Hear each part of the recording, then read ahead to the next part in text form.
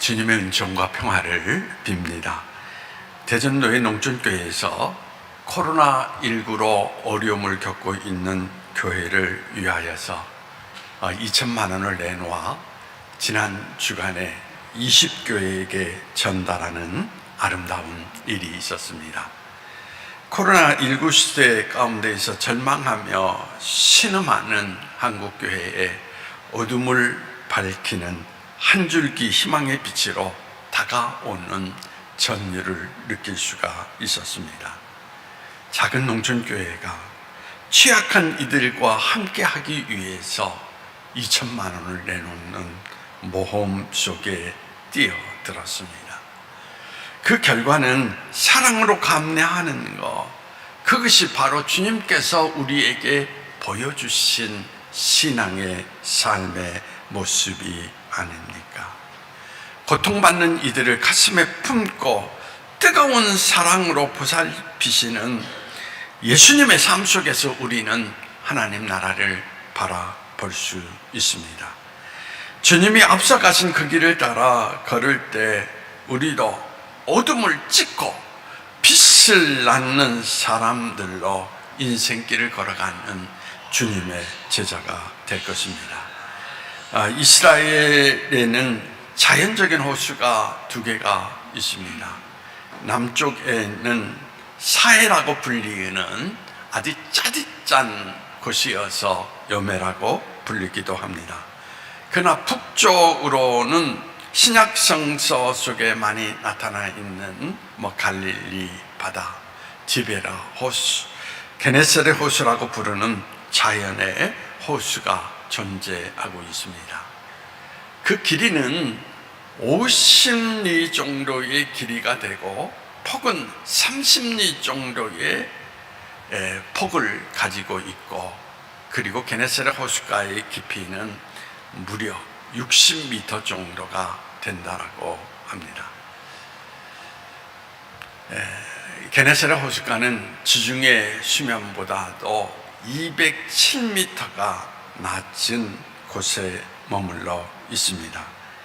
갈릴리 호수 주변에는 아열대성 기후로 인해서 열대성 식물들이 많이 자라나고 있는데, 그 호수 안에는 민물고기가 37종이나 되는 고기들이 서식을 했고, 어부들은 바로 그 고기들을 잡아서 생계를 유지해 오고 있었던 것입니다. 그들이 예수님을 부름을 받고 이제 고기 잡는 어부에서 사람 낚는 어부가 되었다라는 말씀을 오늘 본문을 통해서 우리가 찾아볼 수가 있습니다.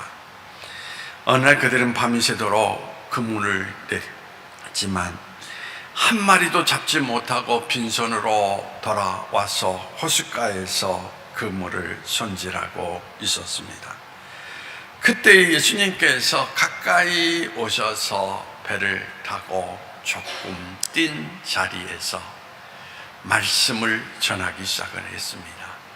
말씀을 전하는 것을 마치고 난 다음 예수님은 바로 어부들에게 너희는 깊은 데로 가서 그물을 던지라는 말씀을 전해주고 있는 것을 찾아볼 수가 있습니다. 그들은 예수님의 말씀을 따라서 깊은 곳에 가서 그물을 내렸을 때에 찢어질 정도로 많은 고기를 잡았다라는 것을 우리에게 전해주고 있습니다. 그때 시몬 베드로가 예수님 앞에 무릎을 꿇고 저희는 죄인으로소이다, 저희를 떠나소서라고 하는 고백을 하게 됩니다. 예수님은 그들에게 이제 너희는 고기 잡는 어부가 아니라 사람 낚는 어부가 되리라고 말씀을 하십니다. 그 말씀을 듣고 베드로와 요한과 야고보는 배와 그물을 버려두고 예수님을 쫓아 제자가 되는 그들의 인생의 전환점을 가져오게 되는 것을 살펴볼 수가 있습니다. 오늘 본문 말씀을 통해서 삶의 깊은 차원을 찾아가라 라고 하시는 예수님의 신앙적 교훈에 대해서 몇 가지 말씀을 나누고자 합니다. 첫째로, 밤이 새도록 수고하였지만 아무것도 얻지 못하였을 때 깊은 곳을 찾아가야 된다라고 이야기를 하고 있습니다. 갈릴리 호수의 어부들은 어느 곳에 고기가 잘 잡히고 어느 때에 고기를 잡을 수 있는가 그들은 너무 잘 알고 있었습니다. 그런데 그날따라 어부들은 밤새 수고하였지만 그들은 한 마리도 잡지 못하고 돌아왔던 것입니다. 빈 그물을 싣고 있는 어부들을 향해서 주님은 이렇게 이야기를 합니다. 깊은 데로 가서 그물을 내리라. 우리도 때때로 인생을 살아가면서 밤이 새도록 수고를 했지만 빈손으로 돌아와서 빈 그물을 싣는 듯한 경험을 하게 됩니다. 무엇인가 보람을 갖고자 열심히 수고하고 일을 했지만 막상 돌아와서 나의 가정 안에 거할 때 아무것도 얻은 것이 없는 허무감 속에 젖어 있는 우리 자신들의 모습을 바라볼 때가 있는 것입니다. 얕은 물가에서 무엇인가 잘 비듯하지만 결국 공허하게 빈손으로 물러서야 하는 삶의 깊은 좌절감이라고 이야기를 드릴 수가 있습니다. 간단히 예를 든다면 제가 금년에 대전노회장으로 이제 선출이 되어서 수고를 하고 있습니다. 교회를 넘어서서 대전노회라고 하는 큰 덩어리 가운데에서 103개 교회를 위하여서 뭔가 수고하면 뭔가 그래도 보람되고 가치 있는 일을 얻겠지. 일주일에 때로는 두세 번씩 노예 일로 참여해서 제가 수고했지만 교회에 돌아와서 느끼는 것은 보람과 가치를 얻을 수 없다라는 허탈감 속에서 왜 이런 일을 해야지? 라고 그런 허무 속에 빠져있는 제 자신을 돌아볼 때가 많이 있다라는 이야기인 것입니다. 그래서 우리가 전도서를 읽어보면 전도서 1장 1절에 헛되고 헛되니 모든 것이 헛되도다. 사람이 해 아래 수고하는 모든 수고가 자기에게 무엇이 유익한가? 여러분 생각해 보십시오. 여러분이 오늘도 땀 흘려 살아가고 있습니다. 때로는 건강을 해치면서 수고하고 있습니다. 거기에서 얻는 유익이 뭡니까? 라는 이야기인 것입니다. 러시아의 작가 레오 톨스토이가 40세가 되었을 때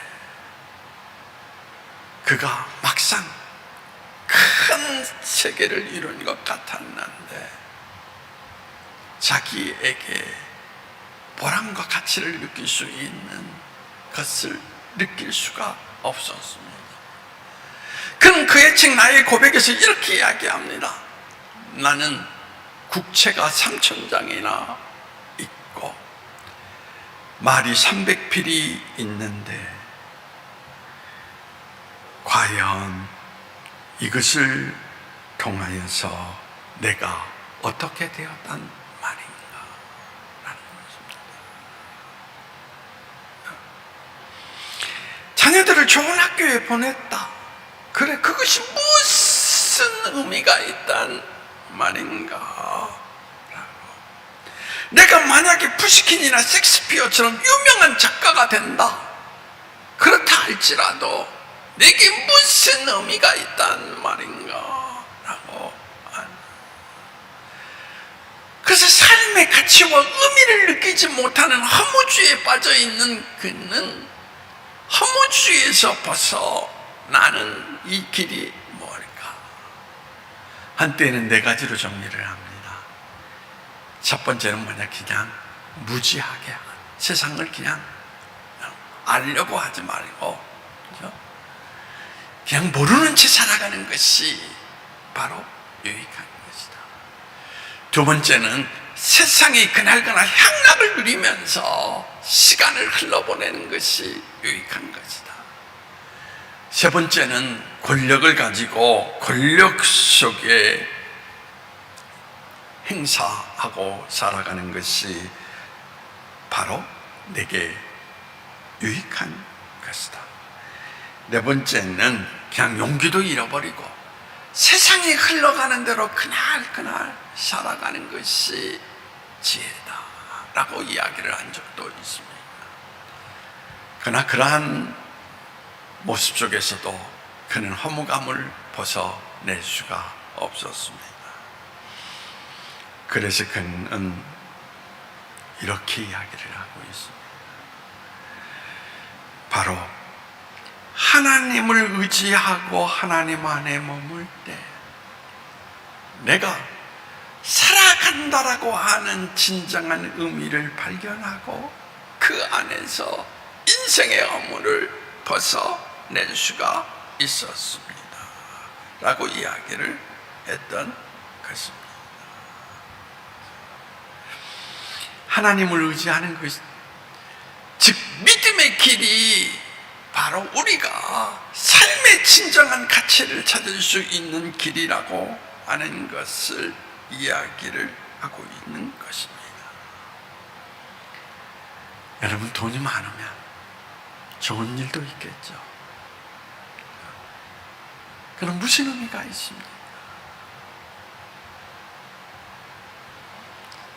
제가 이제 70을 바라보면서 길을 걸어가다 보니까 요즘 많이 생각하는 것이 뭐냐면, 앞으로 산다고 하면은 뭐 10년, 좀 오래 산다 하면 20년이겠죠. 어차피 저는 하나님의 섭리에 따라서 길을 떠나가야 되는데 돈의 의미를 별로 그다지 크게 느낄 수가 없었습니다. 돈 가지고 여러분 우리가 많은 것을 누릴 수 있는 것 같지만 아니에요. 돈 가지고 해결할 수 없는 일들이 우리 인생 가운데 엄청나게 많다라고 하는 것을 우리는 알아야 되는 것입니다. 돈 때문에 오히려 무너지고 실패하는 많은 사람들의 모습을 찾아볼 수도 있었습니다. 권력을 가지면 보람을 느낄까요? 여러분, 이제 대통령 선거를 앞두고 많은 후보자들이 모습을 보이고 있습니다. 도리어 권력의 함정에 빠져서 스스로 자멸하고 있는 모습들을 우리는 찾아볼 수가 있습니다. 노벨 문학상의 수상작가인 사뮤엘 베커트는 엔드게임이라고 하는 작품 속에서 나는 내 불이 꺼지고 있는 것을 보고 있다. 삶의 불꽃이 꺼지는 것을 그는 자신의 인생 속에서 물끄러미 바라보고 있다라고 하는 그런 고백을 하고 있는 것을 찾아볼 수가 있습니다. 오늘 우리가 마음이 공허하고 불안한 이유가 뭡니까? 삶의 불확실성 때문인 것입니다. 무슨 일을 하여도 확실한 것을 찾지 못하기 때문에 허탈감과 무의미한 마음을 가지게 되고 삶의 깊은 차원을 잃어버린 불안 속에 빠지게 되는 것입니다. 삶의 깊은 곳을 우리는 찾아야 되는 것입니다. 어거스틴은 우리에게 그런 이야기를 해서 하나님을 만나기 전까지 내 삶에 만족이 없었습니다 라고 하는 것. 우리가 생명에 참된 근원이신 예수님을 만나야만이 인생의 의미를 발견할 수 있다는 것을 꼭 기억하시고, 여러분 모두가 깊은 곳에 들어가서 예수님을 꼭 만나실 수 있는 그러한 여러분의 인생이 되기를 원합니다.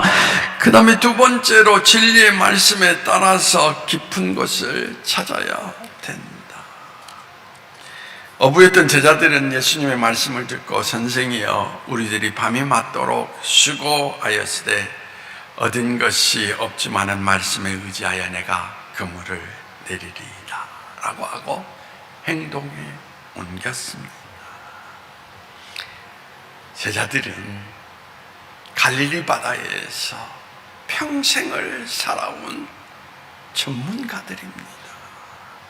그럼에도 불구하고 자신의 지식과 경험의 모든 것을 버리고 예수님의 말씀에 순종했다라는 이야기인 것입니다.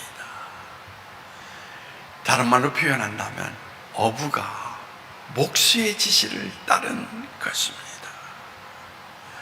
그들은 자신의 경험을 자랑하는 우월감이나 자신의 기준을 믿는 교만한 태도를 버렸다라는 이야기인 것입니다.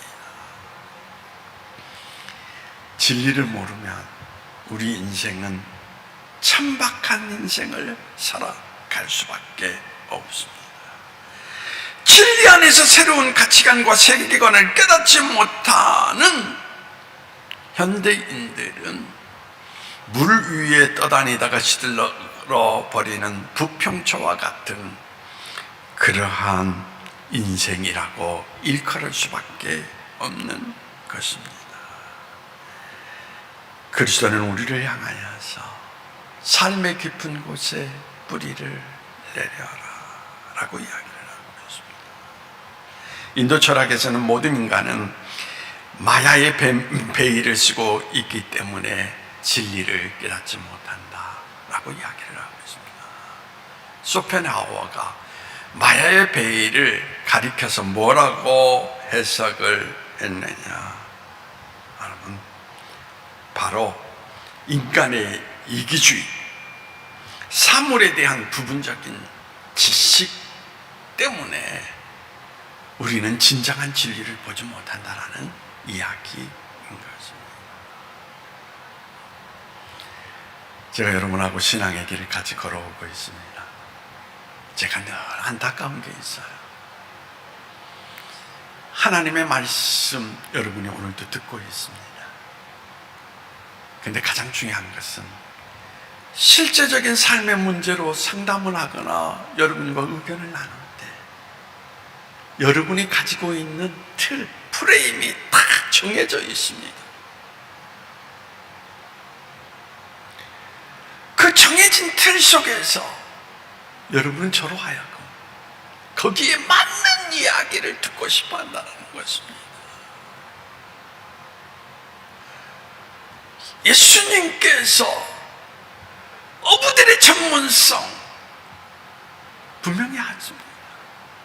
근데 어부들이 전문성을 깨트려버리고 진리의 말씀을 순종했다라는 것, 이것을 우리가 알아야 된다라는 이야기인 것입니다. 그럼에도 불구하고 많은 사람들이 그 틀을 깨트려버리지 못하고 있다라고 하는 것. 그래서 자기를 넘어서서 눈을 열고 바른 시각을 볼 수 없는 어두운 모습을 드러내고 있다라는 것을 우리에게 나타내주고 있는 것입니다. 여러분, 하나님께서는 우리 인생의 모든 문제를 잘 알고 계십니다. 하나님은 분명히 우리가 알아야 될 것은 우리 스스로 모든 문제를 해결할 수 있도록 우리를 만드십지 않았습니다. 그 이유가 어딘지 아십니까? 하나님을 의지하도록 만드셨다라는 이야기인 것입니다.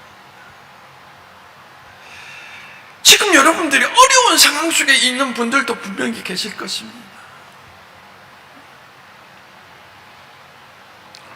인생의 길이 막혀서 막막한 길을 걷고 계시고 있습니다.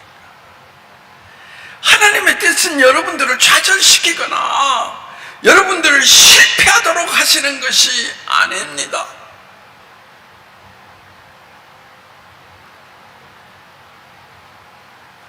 여러분, 어려운 시련에 눈을 감지 마세요. 영적 눈을 뜨고 바라보십시오. 우리가 겪는 모든 시련은 어떤 문제이건 우리가 의뢰할 수 있는 분은 오직 하나님 한 분뿐이라는 것을 나타내주고 하는데 있다라는 이야기입니다.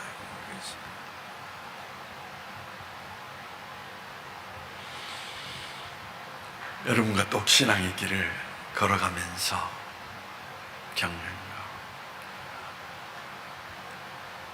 신앙이란 이름을 가지고 있지만 문제가 있을 때 많은 분들이 자기 문제를 자기 스스로 풀어 헤치려고 많이 애쓰는 모습들을 보게 됩니다. 참 마음이 아파요. 그런 분들은 그 문제에서 벗어나지 못하고 일주일, 2주일, 한 달, 아니 어떤 분은 평생 그 문제를 끌어안고 살아가는 사람들의 모습들을 바라볼 수가 있습니다. 바로 그러한 때에 단순한 의미로 하나님을 의지하고 하나님 앞에 기도해 보세요. 하나님, 이제 하나님 앞에 내려놓고 맡깁니다.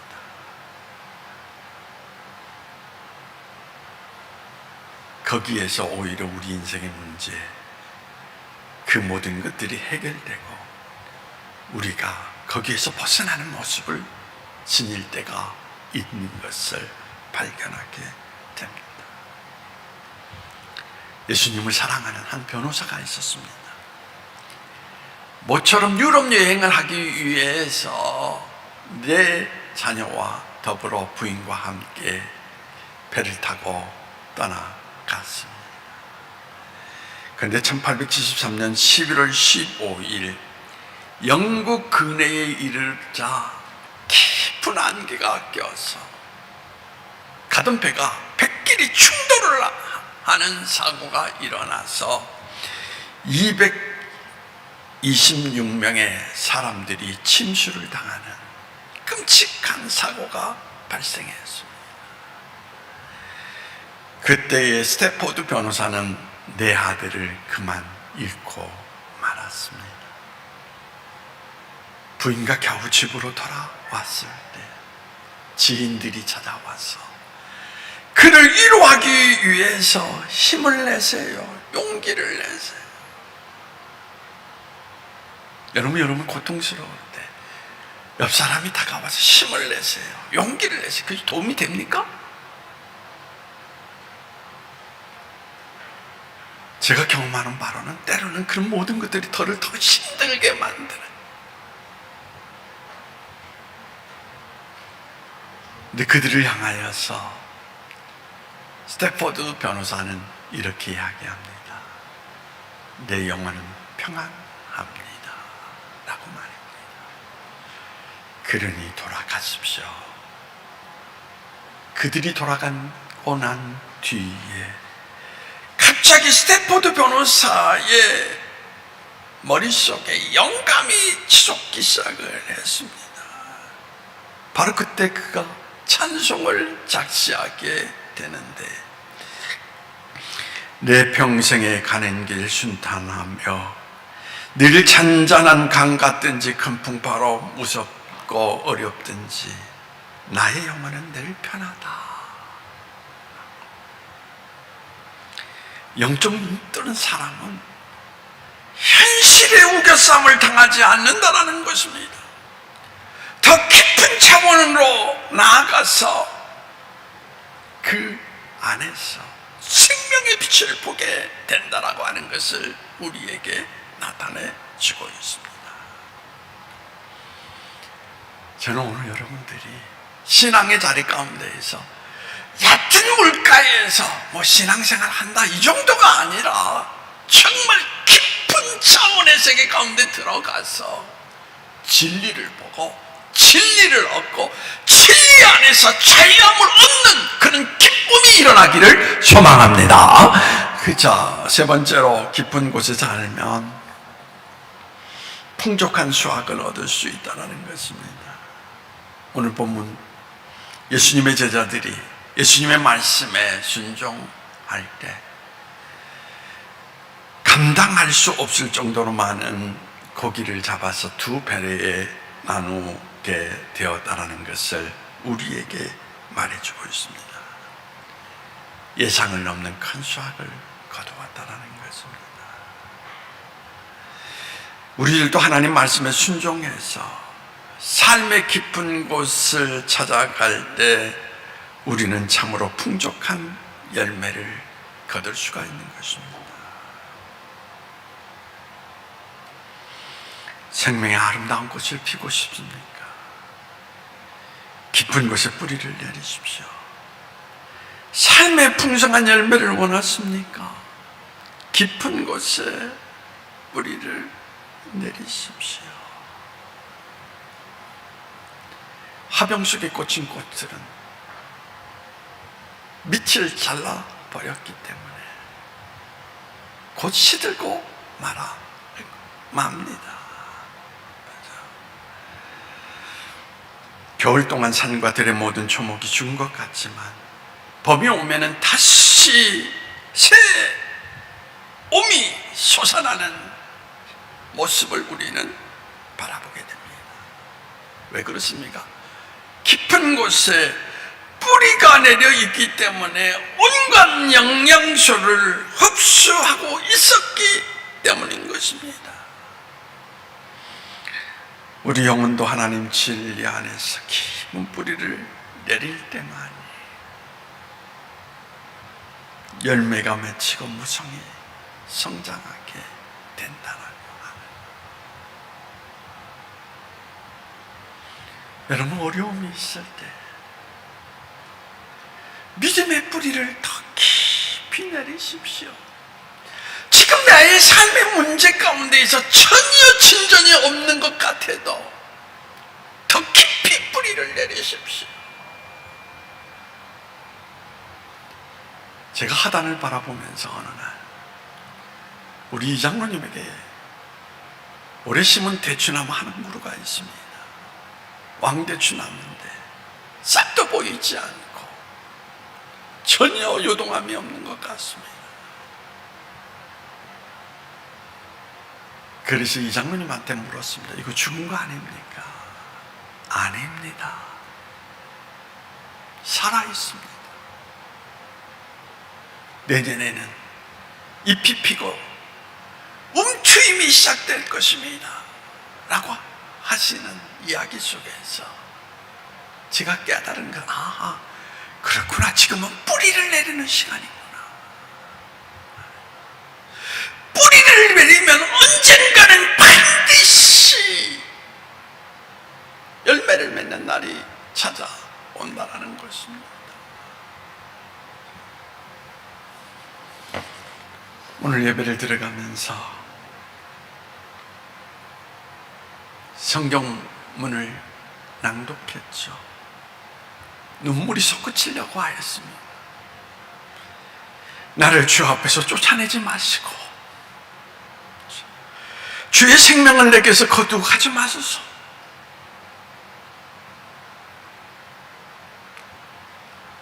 이 시편의 말씀을 읽으면서 갑자기 엄습해오는 내가 버림을 당할 수도 있겠구나.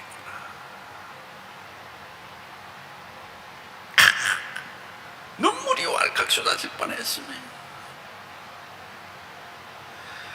주의 구원에 대한 기쁨을 내게 다시 주셔서 주 주님 앞에 순종하게 하소서. 어둠의 시간은 철저하게 순종 속에서 믿음의 뿌리를 내리는 시간이라는 이야기입니다.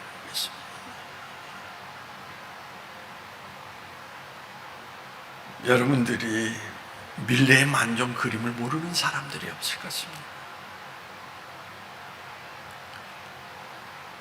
그림 가게에 가면 흔하게 놓여져 있는 그림이고 초등학교 교재 가운데에도 잘 소개하고 있는 그림입니다. 하루의 고된 일과를 마친 농부가 저녁 교회 종소리를 들으면서 기도하는 전원적인 풍경의 모습입니다. 그러나 그 그림은 그렇게 낭만적인 것이 아닙니다. 그 그림을 통하여 은은히 들려오는 교회 종소리와 함께 작가가 이야기하는 것은 사실은 슬픈 이야기입니다. 하지만 신앙적 메시지를 담고 있습니다. 흔히들 새스랑과 시감자를 담는 망태기로 알고 있는 부부 발밑에 있는 망태기 속에는 시감자가 들어있었던 것이 아니었습니다. 애지중지하던 아기의 시체가 담겨 있었던 슬픈 사연이 있습니다. 이들은 배고프지만 시감자를 심으면 내년에는 30배, 60배, 100배의 수확을 거둘 수 있다는 희망을 안고 씨를 뿌렸습니다. 그런데 배고픔을 참지 못했던 어린아이가 그만 굶주려 죽게 되었던 것입니다. 그 그림 속에 나타나 있는 모습은 바로 그 죽은 아이를 묻는 장면을 이야기하고 있는데, 그러는 상황 속에서도 그들은 묵묵히 하나님 앞에 기도하는 모습, 그것을 우리에게 나타내주고 있는 것입니다. 고난의 시간 가운데 오히려 더 깊은 믿음의 뿌리를 내리고 있는 그들의 모습을 우리에게 보여주고 있습니다. 오늘 많은 사람들이 천박한 모습으로 인생을 살아가는 그런 모습들을 드러내고 있습니다. 여러분, 오늘과 같이 어려움이 있는 그 시대 가운데에는 더 깊은 곳에 여러분 들어가서 믿음의 뿌리를 내리는 시간이라고 하는, 제가 서두에 소개를 했죠.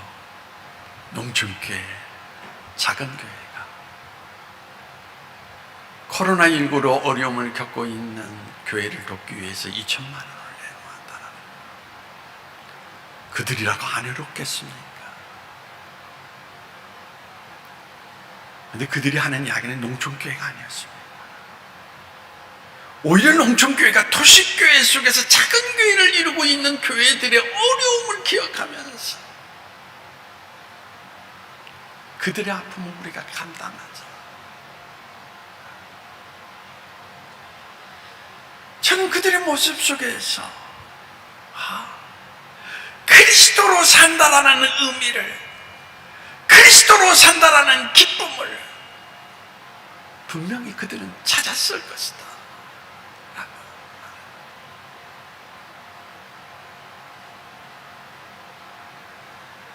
이처럼 어려운 상황 속에서 우리가 믿음의 깊은 곳을 향하여서 내려갈 때 오히려 우리에게 값진 인생의 세계를 허락하실 놀라우신 하나님을 만나게 된다는 것을 우리에게 말해주고 있습니다. 오늘도 이런 기쁨, 이런 열매가 여러분 삶의 자리 가운데서 풍성히 얻어지는 그러한 인생들이 되시기를 원합니다. 자, 기도하시겠습니다.